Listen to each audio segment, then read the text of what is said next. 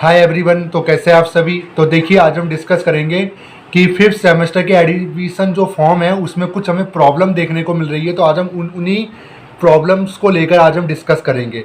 तो जो आपका एडमिशन फॉर्म है फिफ्थ सेमेस्टर का, उसमें क्या क्या प्रॉब्लम्स आपको फेस करने को मिल रही है, ज़रा उसके बारे में ज़रा डिस्कस कर लेते हैं। पहली जो प्रॉब्लम आपको देखने को मिल रही है वो ये है कि आपका जो ईआर का सब्जेक्ट है, जो ईआर का सब्जेक्ट जो आप टिक करते हो वो सब्जेक्ट आपके फ़ी रिसिप्ट पे शो नहीं कर रहा है, जबकि आपने ऑलरेडी उसका पेमेंट कर दिया है। पेमेंट करने के बावजूद भी आपको उस सब्जेक्ट का जो ईआर का जो सब्जेक्ट है वो आपके फ़ी रिसिप्ट पर शो नहीं कर रहा है। एक तो ये प्रॉब्लम है। दूसरी प्रॉब्लम ये है कि पेमेंट किए हुए 2 दिन से ज़्यादा हो गया बट अभी तक हमारा फ़ी रिसिप्ट जनरेट नहीं हुआ और अभी तक हमारे डैशबोर्ड से लिंक नहीं हटा है। ठीक है, तो इसका सॉल्यूशन क्या है आज हम डिस्कस करेंगे। एक प्रॉब्लम और है कि पेमेंट को लेकर प्रॉब्लम है कि एक आपके पॉपअप शो होता होगा जब आप पेमेंट करने जाते होंगे कि you are last payment is active, ऐसे करके कुछ शो होता होगा। इसका सॉल्यूशन क्या है। तो ये 3 मेजर प्रॉब्लम को हमने उठाया है ताकि आपके जो सॉल्यूशन इस वीडियो के माध्यम से आप देख सके। तो वीडियो शुरू करने से पहले वीडियो अच्छी लगी लाइक कर दे, चैनल को जरूर सब्सक्राइब करें। तो जितने भी फिफ्थ सेमेस्टर के स्टूडेंट है एसओएल के, आप सभी को पता होगा एडमिशन फॉर्म आ चुका है। लास्ट डेट अनाउंस नहीं हुई है, जबकि एसओएल ने ये कहा है कि आप एडमिशन फॉर्म एग्जाम से 15 दिन पहले तक फिल कर सकते हैं विद ऑल लेट फीस।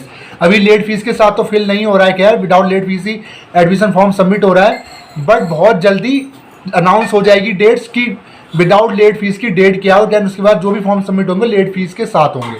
ठीक है, तो अभी तो फॉर्म फिल कर सकते हो, अभी तो आपका पूरा समय है। अब डिस्कस कर लेते हैं, जब भी आप फॉर्म फिल कर लेते हो, जब भी आप ईआर का सब्जेक्ट अपना चूज करते हो, तो वो ईआर वाला जो सब्जेक्ट है वो आपके फी रिसिप्ट पे मेंशन नहीं हो रहा है, जबकि आपने ऑलरेडी उसका पेमेंट भी कर दिया है, टिक भी कर दिया था, बट वो शो नहीं हो रहा है।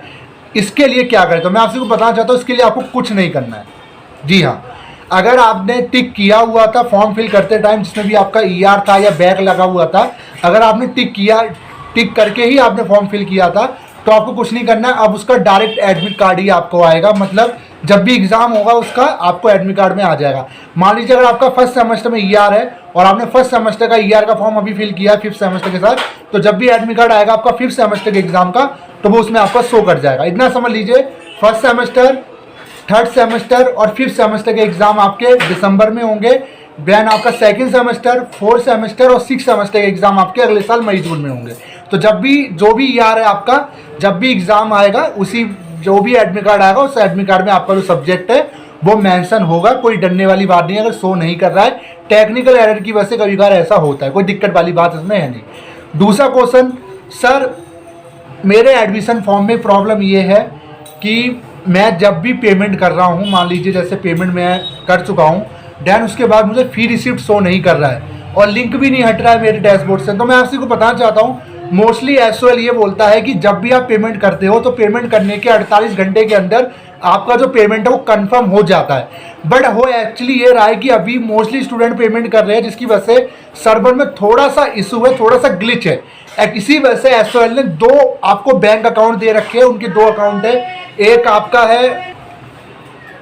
एक है आपका आईडीबीआई, आई थिंक आईडीबीआई है, और एक आपका आईसीसीआई करके है। ठीक है, तो ये 2 बैंक अकाउंट उनके हैं जो शो करते हैं उनके, और उन्हीं बैंक दोनों में से किसी एक बैंक अकाउंट में आपको पेमेंट करना होता है। एक्चुअली होता ही है कि किसी किसी बैंक अकाउंट में जो सर्वर है थोड़े मतलब डिले हो जाते हैं, जिसकी वजह से फी रिसिप्ट जनरेट होने में टाइम लगता है।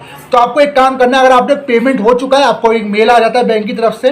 मेल में पूरी इन्फॉर्मेशन रहती है, बैंक की डिटेल में पूरी इन्फॉर्मेशन है कि आपने किसको पेमेंट भेजा, क्योंकि ये जो आप ट्रांसफर कर रहे हो बैंक टू बैंक ट्रांसफर कर रहे हो, आपके पास रिकॉर्ड है पूरा कि आपने एसओएल के अकाउंट में ही पेमेंट किया, आपने कहीं अदर अकाउंट में पेमेंट नहीं किया है। तो जब भी आप पेमेंट करोगे, पेमेंट करने का थोड़ा सा आपको वेट करना है। अगर 2 दिन से ज़्यादा हो गए, 1 वीक तक का आप वेट कर लीजिए, पेमेंट रिसिप्ट आपको देखने को मिल जाएगी। बिल्कुल भी ऐसा नहीं है कि नहीं देखने को मिलेगी, फी रिसिप्ट जरूर देखने को मिल जाएगी। और जैसे ही डैशबोर्ड से लिंक हट जाएगा, समझ लेना आपके डैशबोर्ड पे जो फी रिसिप्ट का ऑप्शन होता है वहां जाकर आप देखोगे आपका जो फी रिसिप्ट है वो आपको शो होने लगेगा। ठीक है, अगर आपने पेमेंट कर दिया है और अभी तक फी रिसिप्ट का ऑप्शन नहीं हटा है तो अभी थोड़ा वेट कीजिए, कंफर्म होने में टाइम लगता है। अगर मान लीजिए आपने 1 से ज़्यादा बार अगर आपने पेमेंट कर दिया है तो ऐसी कंडीशन में आपको दोबारा से पेमेंट नहीं करना है। एक बार पेमेंट करने के बाद आपको दूसरी पेमेंट नहीं करनी है। अगर 2 पेमेंट हो गई है कोई दिक्कत वाली बात नहीं है, पहली पेमेंट आपकी रिफंड हो जाएगी, आई थिंक मुझे लगता है 3 से 4 दिन में, अगर ऐसा कुछ हुआ है, ठीक है। और दूसरी पेमेंट से आपका एडमिशन कंफर्म हो जाएगा। वैसे तो मैं यही कहूँगा पहली पेमेंट के बाद दूसरी पेमेंट ना करें। अगर आपको लगता है कि 2 बार हो चुकी है तो फिर तीसरी पेमेंट ना करें और बाकी पहली पेमेंट आपकी कंफर्म हो जाएगी। अब आप कहोगे सर मान लीजिए अगर पेमेंट किए हुए मैं 10 दिन से ज़्यादा हो गया और मेरा फॉर्म ही नहीं हुआ तो मेरी ऐसी कंडीशन में क्या होगा।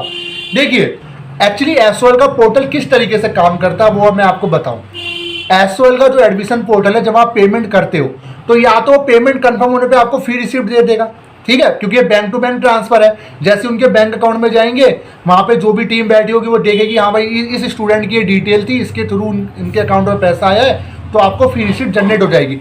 बाई चांस अगर डिटेल्स ही नहीं जाती है वहां पे कि मान लीजिए आपने पेमेंट किया वहां पर पेमेंट आपके अकाउंट से कट गया, बट वहाँ डिटेल्स नहीं तो गई और एसओएल को लगता है कि ये पेमेंट आया हुआ पर ये क्लियर नहीं हो रहा कि ये पेमेंट किस स्टूडेंट का आया हुआ, क्योंकि वहाँ डिटेल नहीं पहुंची किसी एरर की वजह से, तो ऐसी कंडीशन में एसओएल उस पेमेंट को रिफंड कर देगा आपको। समझ गए एक बार। जैसी रिफंड हो जाती है पेमेंट फिर आप दूसरी पेमेंट कर सकते हो, कोई दिक्कत वाली बात नहीं है। जब तक रिफंड ना हो तब तक सेकंड पेमेंट करने से फिलहाल के लिए बचे, मैं ये कह रहा हूँ आपसे। 100% आपको फ्री सीट मिल जाएगी, कोई डरने वाली बात है नहीं। टाइम कितना लग सकता है, मैक्सिमम भी तो एडमिशन चल रहे हैं, सर्वर एरर है, हैवी ट्रैफिक है तो प्रॉब्लम आएगी, ठीक है, क्योंकि यहाँ 1 लाख से ज़्यादा स्टूडेंट एडमिशन लेंगे। अब बात कर लेते हैं यूआर पेमेंट इज एक्टिव। ये प्रॉब्लम आ रही है स्टूडेंट को। ये प्रॉब्लम बेसिकली तभी आती है जब आप यूपीआई से पेमेंट करते हो। अगर आप डेबिट कार्ड या मतलब आप डेबिट कार्ड वगैरह से पेमेंट करते हो, क्रेडिट कार्ड से पेमेंट करते हो तो आपको कोई प्रॉब्लम नहीं देखने को मिलेगी। बट जब आप फोन बैंकिंग या यूपीआई के थ्रू पेमेंट करते हो तो ये लिखा आता है यूआर पेमेंट इज एक्टिव। इसका सॉल्यूशन क्या है, तो इसका भैया एक ही सॉल्यूशन है कि आप अपना जो डैशबोर्ड है उसको लॉग आउट कर दो 1 से 2 दिन के अंदर, देन उसके बाद दोबारा लॉगिन करो। उसके बाद जो पेमेंट का मेथड रखना वो डेबिट कार्ड रखना, यूपीआई के माध्यम से मत करना। अगर यूआर पेमेंट एक्टिव लिखा रहा है बार बार तो पेमेंट मोड को चेंज करो, प्रॉब्लम सॉर्ट आउट हो जाएगी, ठीक है। नहीं होती है, लगता है 10 दिन से ज़्यादा हो गया है, फिर आप एसओएल जाइए, वहाँ बोलिए सर मेरा पेमेंट जो पोर्टल है वो काम नहीं कर रहा है। एसओएल वाले फिर खुद ही वहाँ से पेमेंट पोर्टल्स को मतलब रिफ्रेश करके जैसा करेंगे वो ठीक कर देंगे, आप तुरंत वहाँ पे पेमेंट कर सकते हो, ठीक है। तो ये छोटी सी वीडियो थी। वीडियो कैसी लगी, वीडियो को लाइक कर दे, चैनल को सब्सक्राइब कर दे। Thank you so much.